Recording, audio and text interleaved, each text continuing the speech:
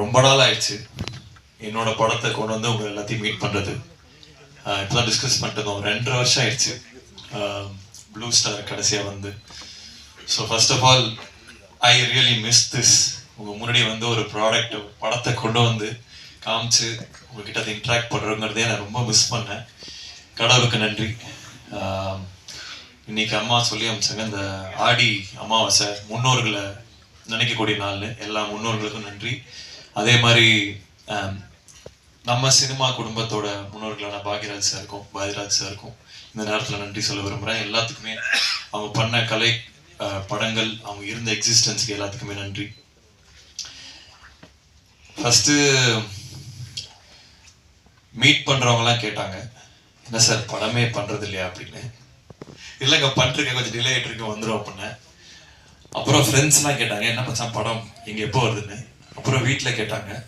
அப்புறம் ஒரு பாயிண்ட்ல கன்னடியை பார்த்து நானே கேட்க ஆரம்பிச்சிட்டேன், எப்படா படம் வருது அப்படின்னு. ஸோ சில டைம் சில படங்கள் பண்ணுறதுக்கும் அதோட ஓன் டைம் எடுத்துக்கும். அது நம்ம கொடுத்து தான் ஆகணும். ஏதோ ஒரு ஃப்ரைடேல என் படம் வந்தாகணும்னு அட்டண்டன்ஸ் போடணும்னு நினைக்கிற ஆள் இல்லைன்னா, ஒரு படமும் ஏதாவது புதுசாக பண்ணணும், ஏதாவது ஒரு முயற்சி எடுக்கணும் அப்படின்னு நினைக்கிற ஆள் நான். ஸோ அதனால் ஏதோ ஒரு படம் ஏதோ ஒன்று டக்குன்னு பண்ணணும் நான் பண்ணவே இல்லை. இந்த கதை எனக்கு ரொம்ப ரொம்ப பிடிச்சது. விக்னேஷ் ராஜா ஃபஸ்ட்டு எழுதின கதை இது. ஒரு மாதிரி இப்போ சினிமா கொஞ்சம் மாறின மாதிரி எனக்கு தோணுச்சு. கதை விட அதோட ஸ்க்ரீன் பிளே என்னவா இருக்கும், அது தியேட்டருக்கு போனால் என்ன எக்ஸ்பீரியன்ஸை கொடுக்கும் அப்படின்னு மாறின மாதிரி எனக்கு ஒரு ஃபீலிங்கு. ஸோ இந்த படம் பொறுத்த வரைக்கும் கதையாக பார்த்தா இந்த மாதிரி நிறையா கதைகள் வந்திருக்கு. பட் அதோட ஸ்க்ரீன் பிளே, அது கொடுக்கக்கூடிய எக்ஸ்பீரியன்ஸ், தியேட்ரிக்கல் எக்ஸ்பீரியன்ஸ் கண்டிப்பாக நான் வந்து ஃபுல் கான்ஃபிடென்ஸோட சொல்லுவேன். இந்த மாதிரி ஒரு படம் ரீசெண்ட் டைம்ஸில் வந்தது இல்லை. ஏன்னா அவ்வளோ மொமெண்ட்ஸ் இருக்கும். டைரக்டர் சொன்ன மாதிரி பெண்கள் ரசிக்கக்கூடிய நிறைய மூமெண்ட்ஸ் இருக்கும். அதாவது பெண்களோட கஷ்டங்களை பற்றி பேசுகிற படம் அப்படிலாம் இல்லை. இது நிறைய மாஸ் மூமெண்ட்ஸே இருக்குது, விமன் மாஸ் மூமெண்ட்ஸே இருக்குது. அதாவது எம்பவரிங்கான மூமெண்ட்ஸ் நிறையா இருக்குது. அஃப்கோர்ஸ் ஒரு உமன் ப்ரொடியூசர் பேக் பண்ணும்போது அது இன்னமும் ஆர்கானிக்காக இன்னும் சின்சியராக அது லேண்ட் ஆயிருக்கு. ஸோ நிறைய விஷயங்கள் எல்லாரும் சொல்கிறது தான், அவங்கவுங்க படத்தை பற்றி அவங்க சொல்லுவாங்க, நாங்கள் இப்படி பண்ணியிருக்கோம் அப்படி பண்ணியிருக்கோம்னு.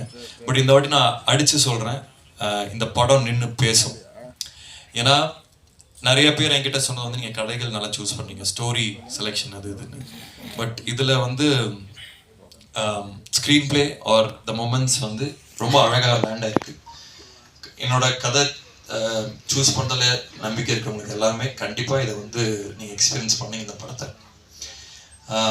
அதே மாதிரி டைட்டில் அன்பில் அவன் ஃபர்ஸ்ட்டு அஃப்கோர்ஸ் இன்னொரு டைட்டில் இருந்தது, அதை பற்றி அது லேண்ட் ஆகலை. ஸோ இது அன்பில் அவன் வந்து ரொம்ப அழகான டைட்டில், கார்த்திக் டைரக்டர் சொன்ன டைட்டில். காதலுக்காக ஒருத்தன் எவ்வளோ தூரம் போகிறான் அப்படிங்கிறது தான் இந்த படத்தோட ஒன்லைன். அது சம்டைம்ஸ் காதல் நம்ம நல்ல புத்திசாலியும் முட்டாளாக்கும், அதே சமயத்தில் ரொம்ப ஆர்டினரியான விஷயம் ஒரு மனிதனையும் எக்ஸ்ட்ராடினரியான திங்ஸ் பண்ண வைக்கும் காதல். ஸோ அதை எக்ஸ்ப்ளோர் பண்ணுற படம் தான் இது. And about my team, technical team, crew, இது எல்லாமே எக்ஸ்ட்ராடினரி செட் ஆஃப் பீப்புள். ஒருத்தருமே ஹேண்ட் பிக் இவனோட ஒர்க் பண்ணணும்னு நான் ரொம்ப நாள் நினச்சவங்க எல்லாருமே இந்த படத்தில் இருக்காங்க. First of all hats off and congratulations to Karthik.